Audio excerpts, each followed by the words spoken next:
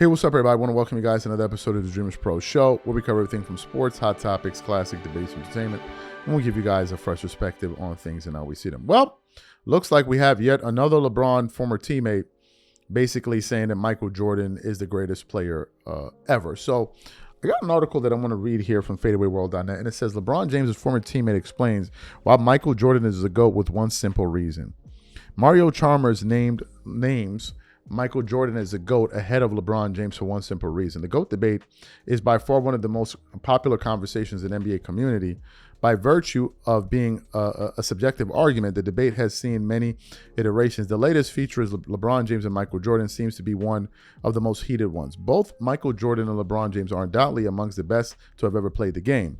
From Jordan's dominance in the 90s to James' sustained excellence over 23 years, both have equally valid cases to be considered the GOAT. However, when asked his opinion, James' former teammate Mario Chalmers stuck to his guns and gave a simple response to his answer. So what we want to do, actually, before we play what he had to say, today's video is brought to you by sponsor Kachava.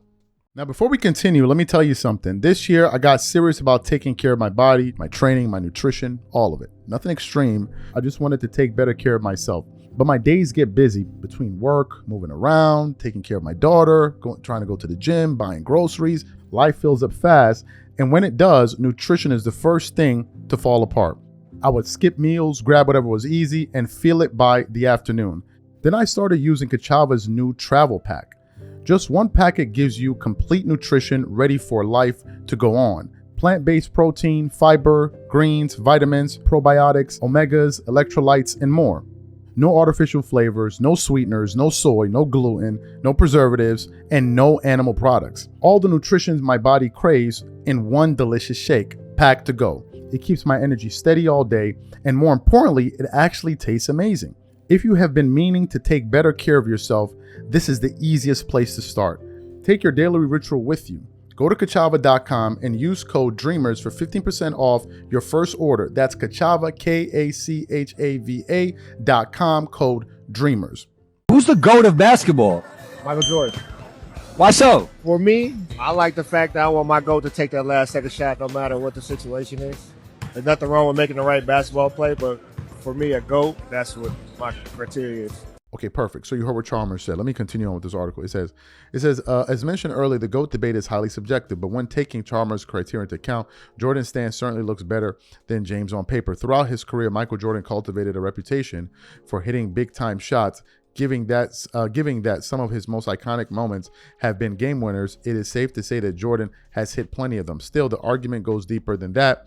Rather than the ability to hit game-winning shots, it would also appear that Chalmers is most invested in the mindset behind the last shot. Even in high-pressure situation, Chalmers' idea of a great player would also be one to take the shot regardless of the consequence.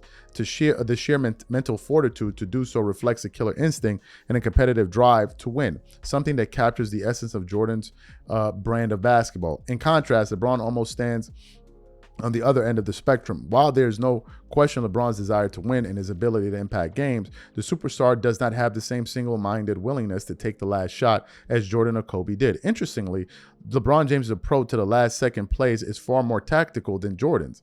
Although he has had a fair share of game winners too, the forward picks and chooses his moments and often makes the right play, which could involve passing the ball to a teammate in a better option. LeBron James' outlook on basketball involves finding ways to win.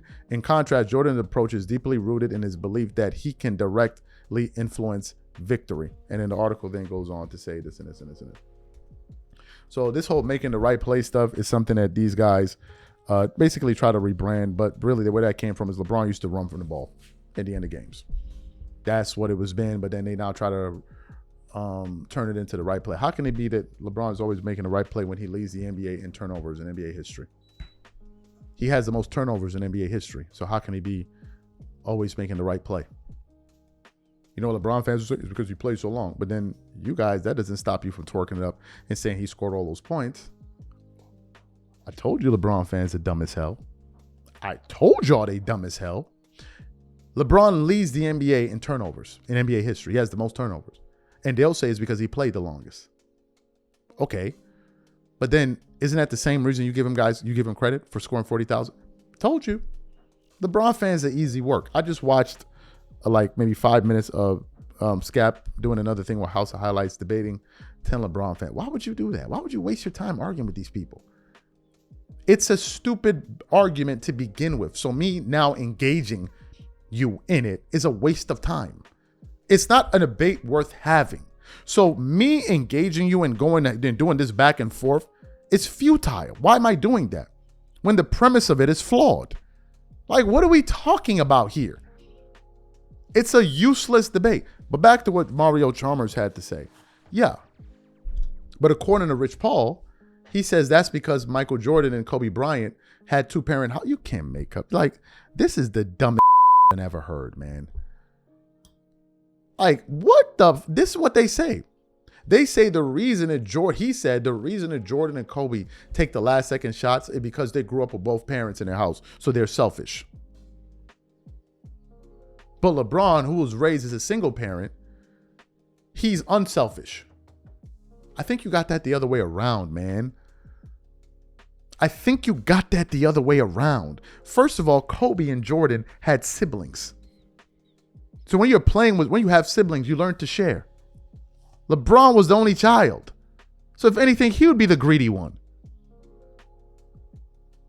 What? Like, these are the people that we are dealing with. And now you have his own former teammate, Mario, saying that. And it's a reason you notice Mario Chalmers ain't got the podcast and because he's not twerking it up. If you ain't twerking it up, no podcast money for you. No deals for you. You're not allowed on anybody's shows because you got to twerk it up the way Richard Jefferson, Channing Frye, and the rest of them do. And if you're not interested in that, good luck with that. The other reason I think Mario was saying this is because of his upbringing. You know, Mario came from a military background, and he's had moments with LeBron where he told him, stop acting like it. You know what? Man up. Right? So, of course, LeBron would not like someone that would challenge him in that way. He wouldn't like a person like a Mario Chalmers. He wouldn't like someone that would challenge him. Right? And I think Mario looked through him and said, yeah, nah, I think I'm going to go with Jordan on this one. But so would a lot of people. It's not selfishness. It's supreme confidence. Who better to take the shot than me? Who better? But LeBron fans, they'll pass off a game-winning shot in a finals game to a role player. What? A role player. Now, from time to time, it may happen. But then what makes it worse is that when that role player misses, they blame the role player. That's the whole thing of them. He gets maximum credit and all of his teammates get all the blame. That's how it works. This is the reason why you never hear them mention any of his teammates. Kyrie, Kevin Love, Chris Bosh, Dwayne Wade, Anthony Davis, Luka Doncic. They never mention him. They spend more time praising Scottie Pippen than they do his own team. Because that's the formula, man. That's how they get down. That's how they get down. The biggest clowns in sports media is these dudes. I keep trying to tell y'all. These are my thoughts.